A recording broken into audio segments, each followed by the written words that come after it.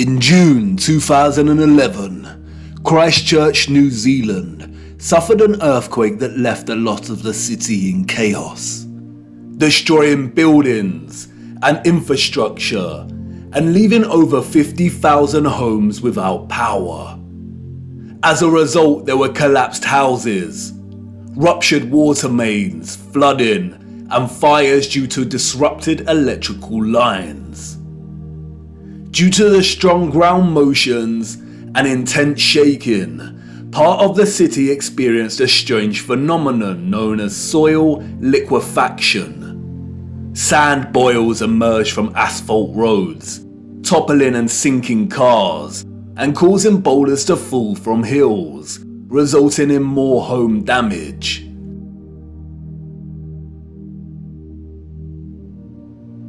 Soil liquefaction occurs when saturated soil loses its strength and stiffness in response to an applied stress, such as shaking or other sudden changes, such as a strong explosion. Loose, saturated soil or sand has a tendency to compress when a load is applied, but in the event of a stress, such as shaking or an explosion, we see the opposite. The soil tends to dilute, and the result is treacherous quicksand or quick clay. The land turns to liquid, causing structures of heavy mass such as buildings, infrastructure, and cars to start sinking, topple over, or collapse. It can also affect dams and bridges.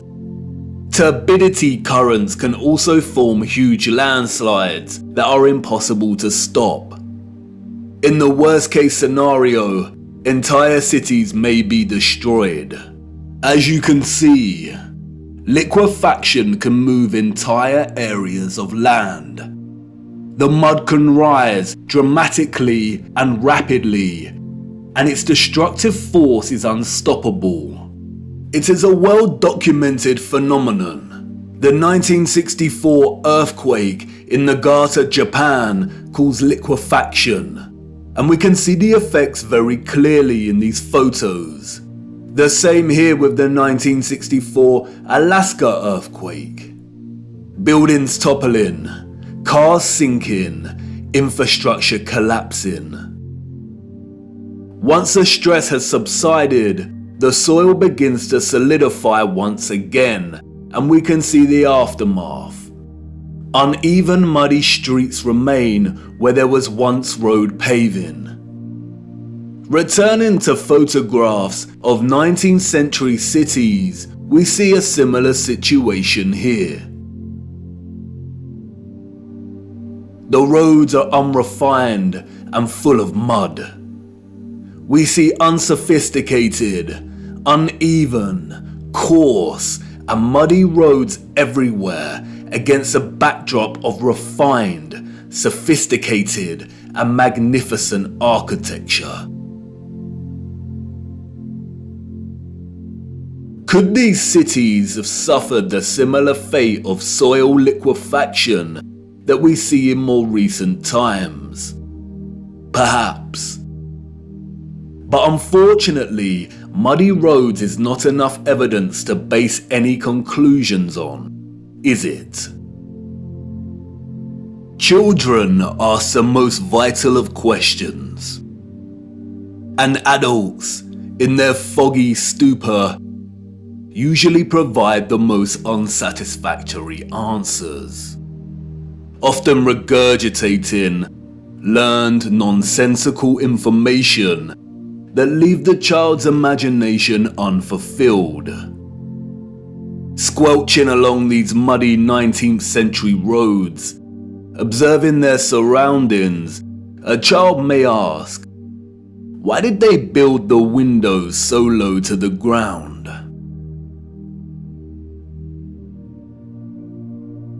And what an excellent question. Yes, why indeed did they build windows on ground level? For you see, the people we see in these photographs, sadly, did not build this architecture. And maybe some of them, at some point in their busy day-to-day life, ask the exact same question. We see it everywhere. Windows at ground level.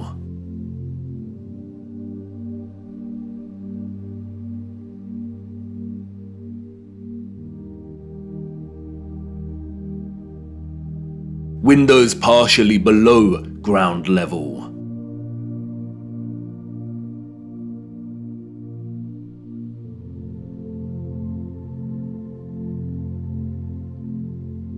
First floor entrances raised from the ground level.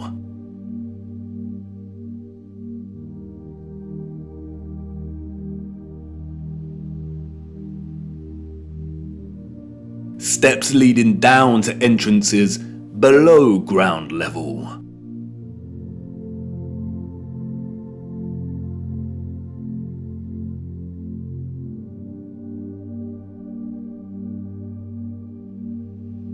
We can find this in almost every major city across our realm. In both old photographs and when we walk in the streets today. And what does it tell us? That a society with access to modest construction tools and horse and car constructed their infrastructure by first spending countless amounts of hours and energy clearing land with a depth of over 3 meters to begin their construction. Building basement floors is incredibly hard work. Since the 20th century, large powered excavation machines such as backhoes and front-end loaders have reduced the time and manpower needed to dig a basement dramatically as compared to digging by hand with a spade. Perhaps you could say that our historical ancestors were just that dedicated to the architecture they built. And you could say that many of the sunken buildings we see are actually due to elevations and depressions in the natural landscape. The official narrative, which is always full of inconsistencies, perhaps would suffice if it was not for contemporary excavation. When we look at photographs such as this, it immediately dawns upon us that what we are seeing are windows and doors 2 to 3 meters below the ground surface.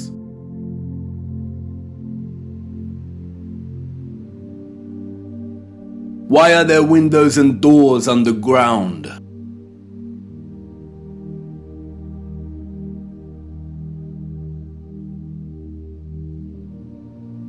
What is this that we see in our cities? Natural soil accumulation over time? Geologists have never been able to ascribe a consistent value to worldwide natural topsoil accumulation, because it is impossible. Some regions of our realm experience consistent topsoil accumulation, whereas other regions actually experience consistent erosion. Many historians and archaeologists have noted that many cities over the centuries have been destroyed through war, and natural phenomena such as earthquakes, volcanic ash, and flooding.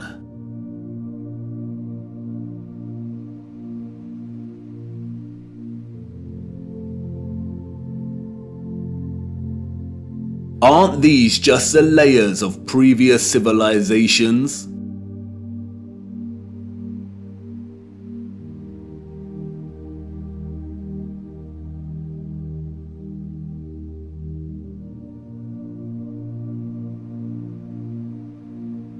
No, they are not. We see over and over again whole floors of buildings consistent with the architecture existing above the layer of ground.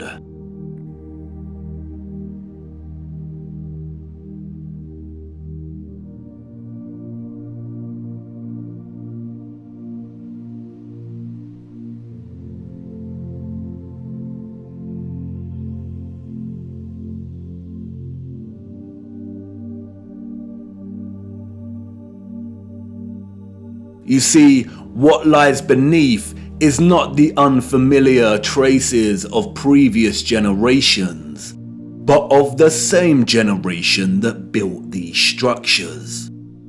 And once you really see this kind of sunken, buried infrastructure that exists in such prevalence across our world, you can never unsee it.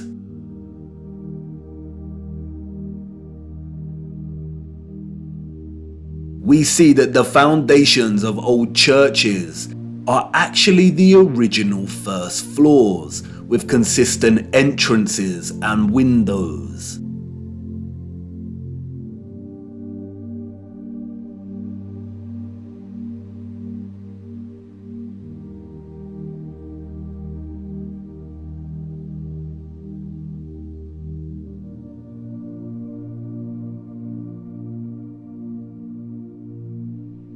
We see mosaics unearthed.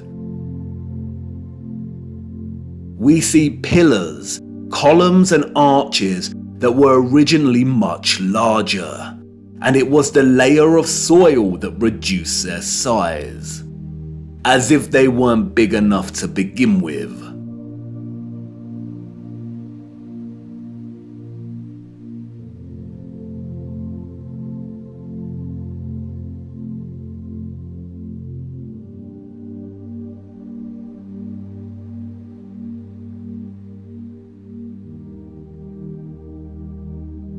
And like with the 1964 earthquake in Nagata, Japan, we also find many so-called ancient structures that are leaning.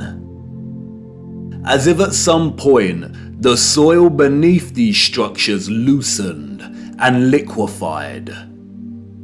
We have the Sahersen Church Tower and Our Dear Lady at the Mountain Church Tower in Germany. The Tiger Hill Pagoda in China. The Leaning Tower of Neveyansk in Russia. The Leaning Temple of Huma in India. Oudkerk in the Netherlands. The Tower of Zaragoza in Spain. And, of course, the Tower of Pisa. The official liars of the world try to justify the buried and tilting structures we see, filling our heads with stories of antiquity and ever-changing geology. But it becomes trickier for them when we turn our attention to America.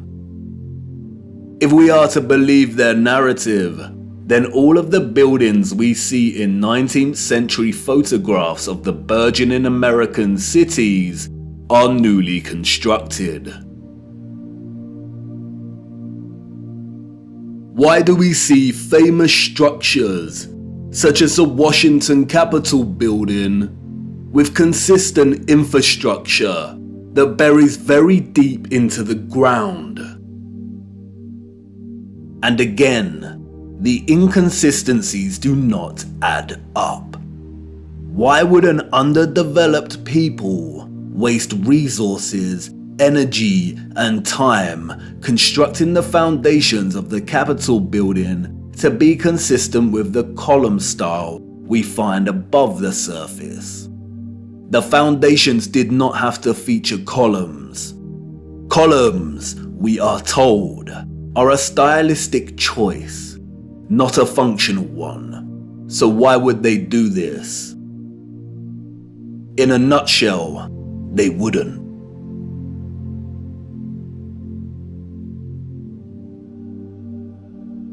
We see images that suggest that the people of the 19th century were actually concerned with moving a lot of the vast amount of mud we see, leveling the ground and excavating existing structures.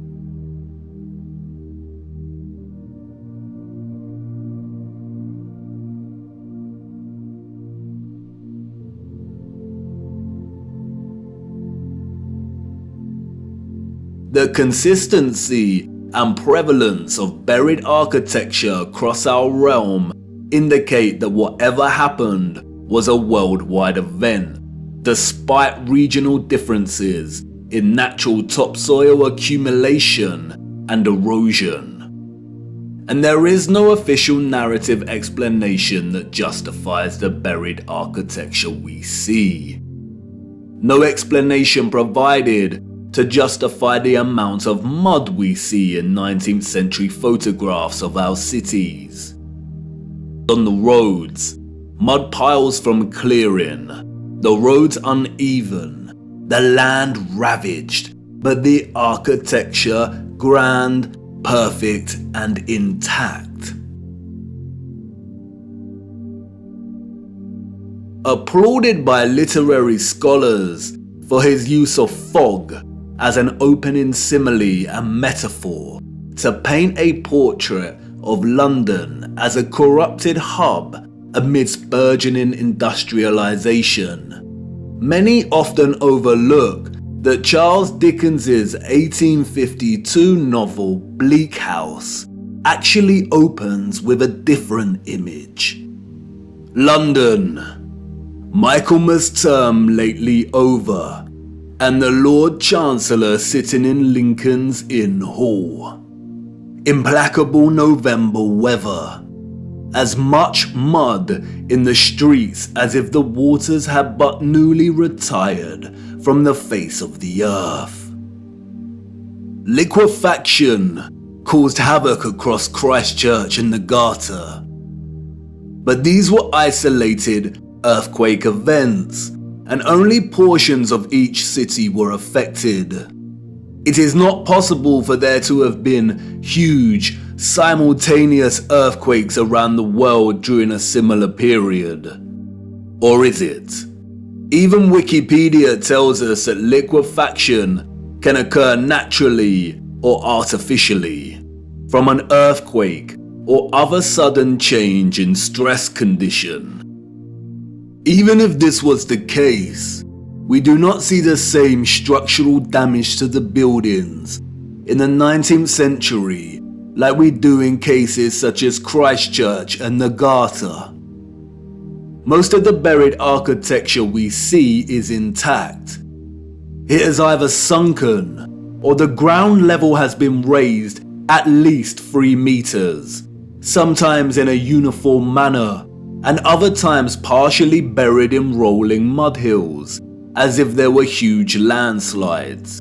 The strange case of the buried architecture provides the following conclusions: that what lies beneath are not the remains of previous civilizations.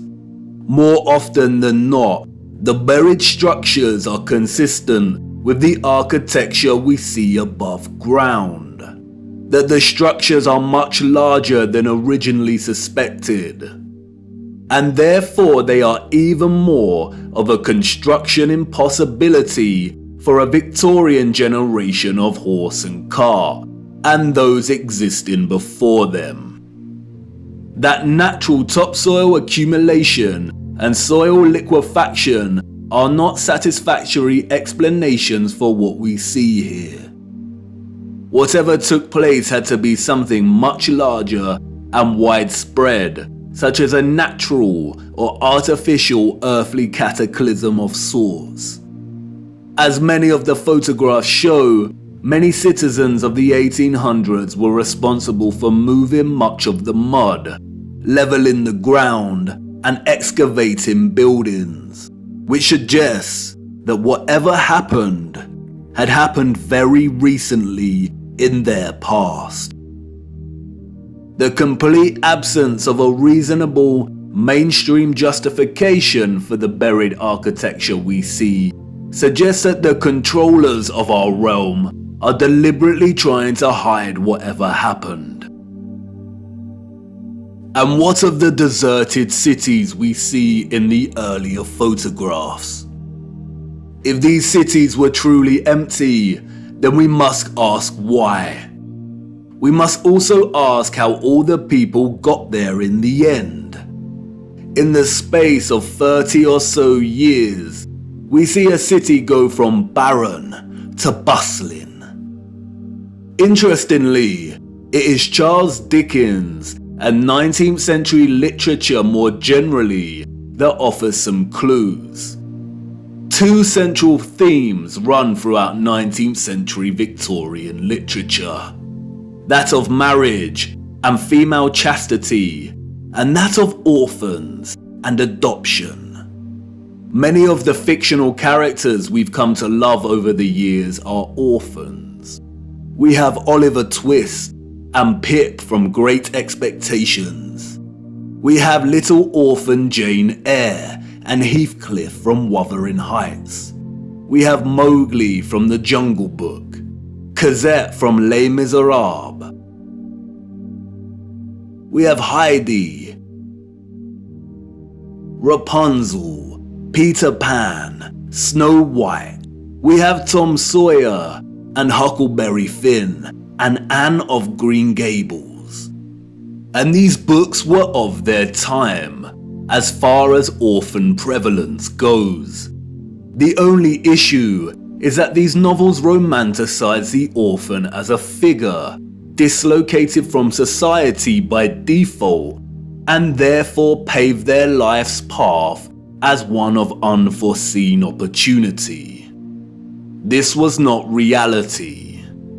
The theme of marriage and chastity that we find in so many 19th century literary works, such as those by Jane Austen, the Brontes, George Eliot, Dickens, Thomas Hardy, Leo Tolstoy, Victor Hugo and more, was nothing more than carefully disguised, well-written propaganda, with the sole purpose to solidify and justify a social value framework that would separate children from their mothers. Children born outside of marriage or wedlock were regarded as illegitimate, meaning they did not have a legal status. Illegitimate children was a serious stigma throughout the 19th century. The majority of employers would not hire women with an illegitimate child. Many unwed mothers with illegitimate children ended up without a home, in poor health, starving, exhausted. Their only place of refuge would be the workhouse, where they would carry out the most unpleasant duties. In some places, women with illegitimate children were singled out and had to wear a special uniform, which alerted everyone to their status as an unmarried mother or fallen woman. As a result, a vast amount of orphanages and foundling institutions were established. This is the London Foundling Hospital that was very active in the 19th century.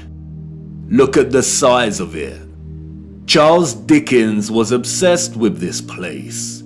Inspiration, they say.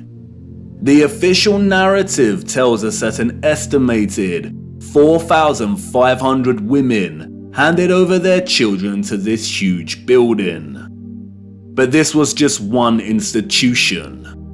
Wikipedia gives us a partial list of over 64 orphanages that were founded in the UK during the 19th century.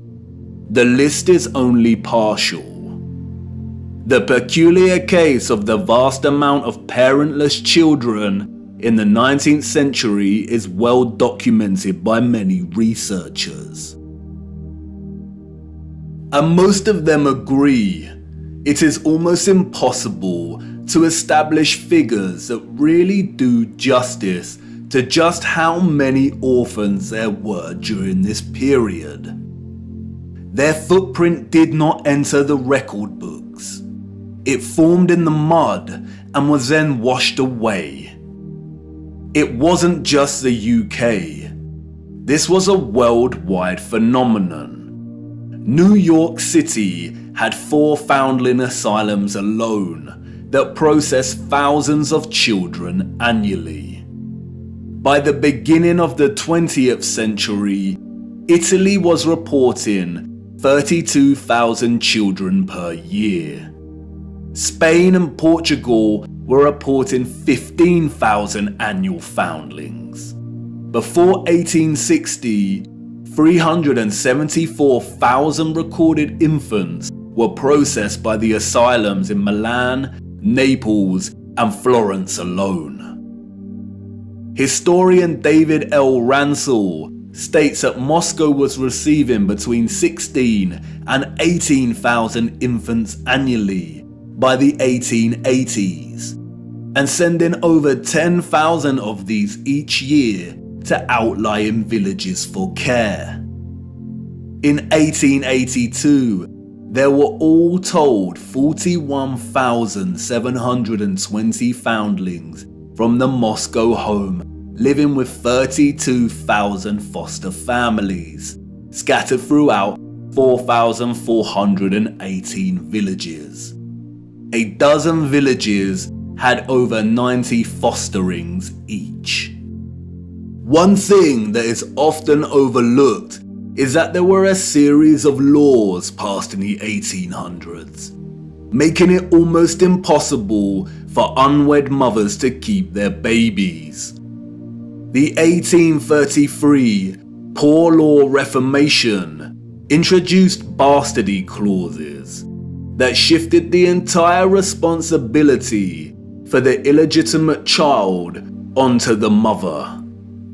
Social stigma meant that she would not be able to provide care for her child and would be forced to hand them over to the authorities, or worse. Advertisements for adoption or nurse care became popular in newspapers. And, as many scholars have pointed out, these were a front for what was termed baby farmers, or paid murder. As Dorothy L. Haller states, the adverts may have been misleading to the general public, but read like a coded message to unwed mothers. No references are asked for, and none are offered. The sum of 15 shillings a week to keep an infant or a sickly child was inadequate, and a sickly child and an infant under 2 months were the least likely to survive and the cheapest to bury.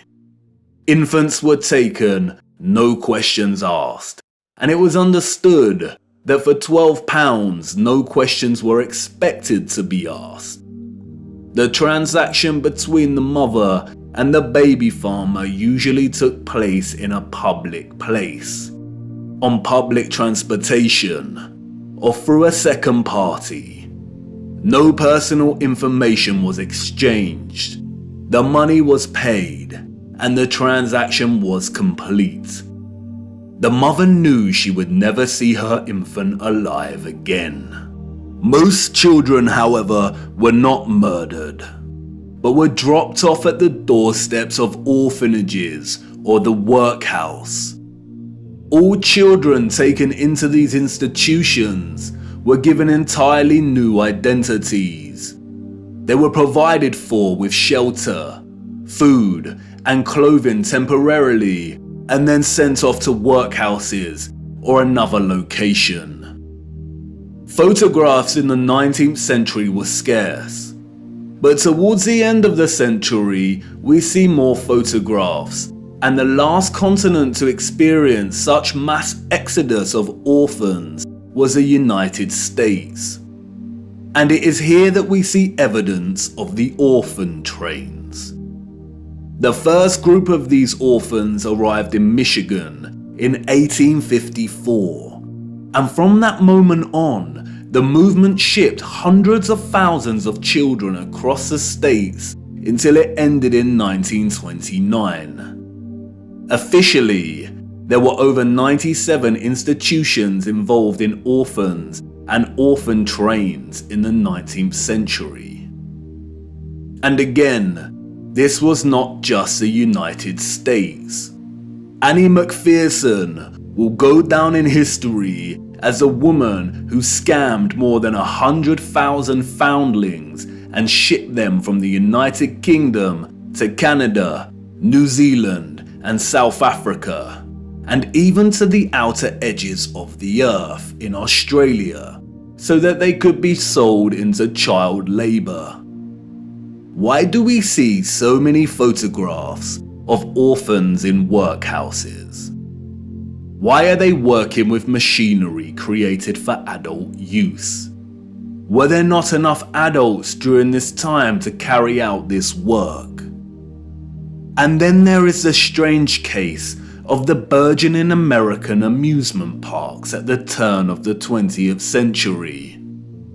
In addition to rides and exhibits, many of these parks featured an unusual attraction: infantoriums. Visitors of these parks could stroll around with ice cream and swing by these stations, a visit equivalent to that of a fully functional neonatal intensive care unit, complete with incubators filled with sleeping, premature babies. History has been kind to Martin Cooney. Touted as a hero, Cooney was the German mind behind the incubators. His first encounter with premature babies, we are told, was at the 1896 World's Fair. He knew immediately that the exhibition would save babies' lives. The technology to keep premature babies alive was expensive, and he knew the public would pay to see the babies in incubators. He would charge an entrance fee at the amusement parks to generate funds to help these babies live.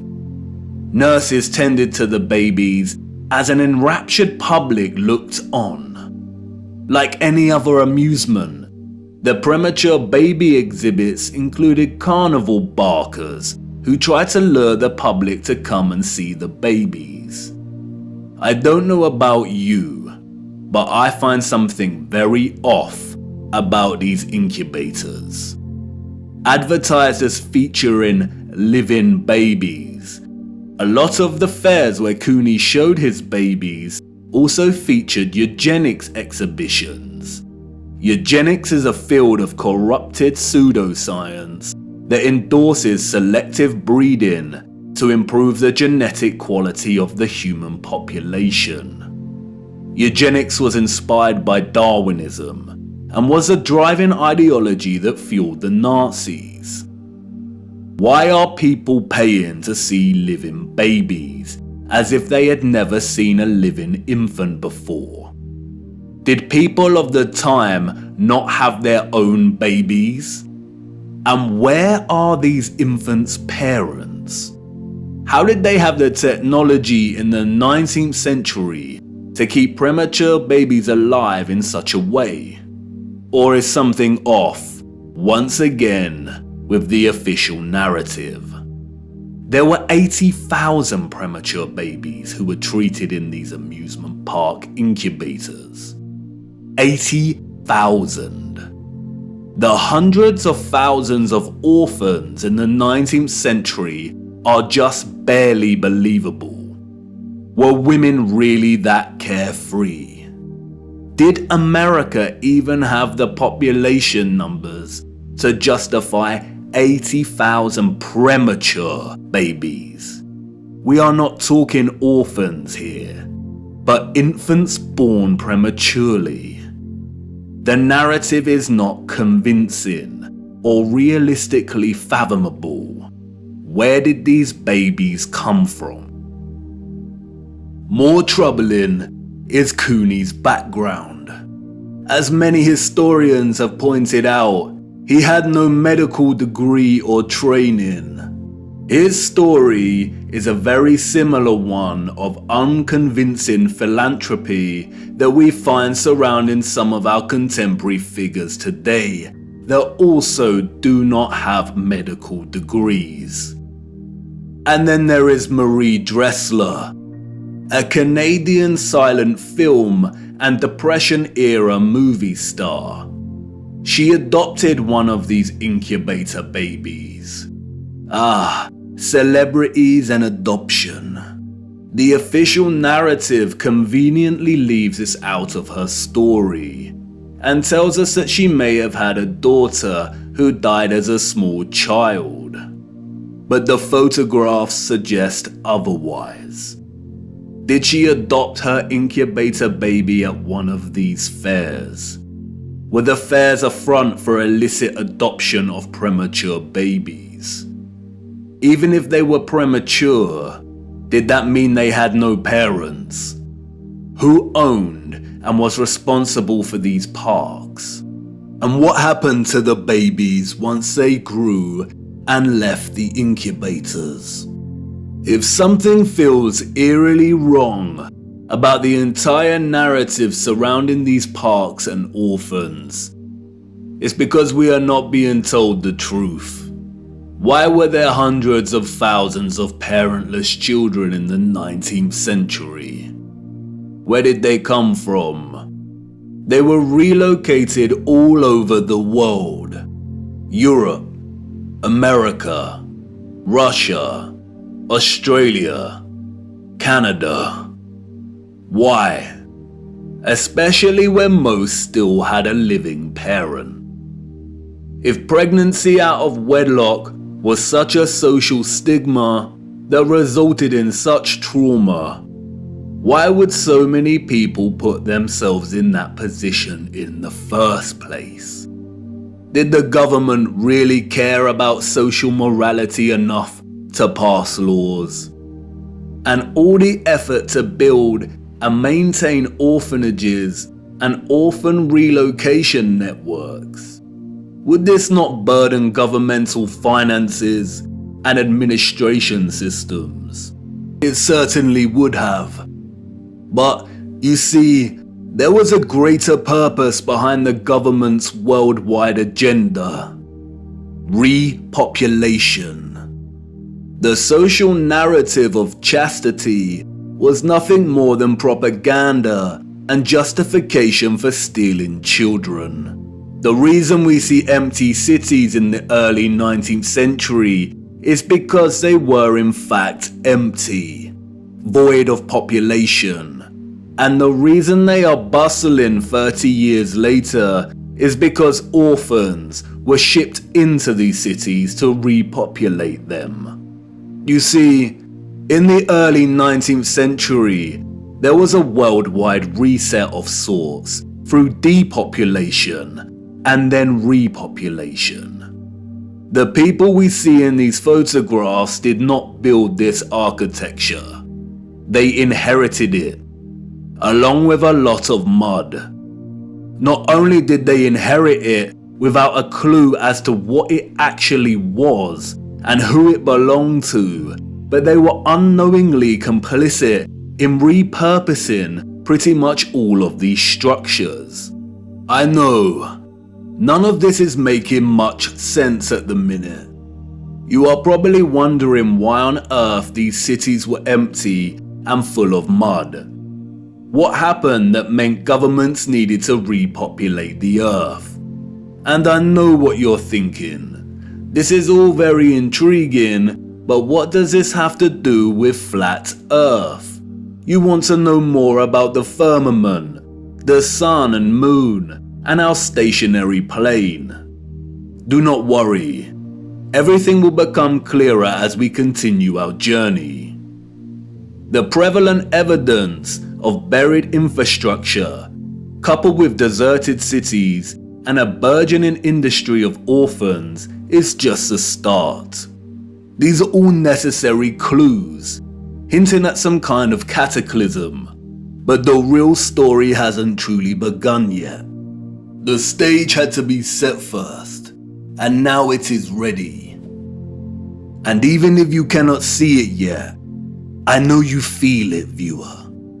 The deserted cities, the buried architecture, and orphans all signal a looming darkness. There is a great black cloud in front of us, and I won't lie, we are heading right into the heart of it. And like I said before, we do not have much time. Come on, it's time for me to honor my promise and take you back to the future.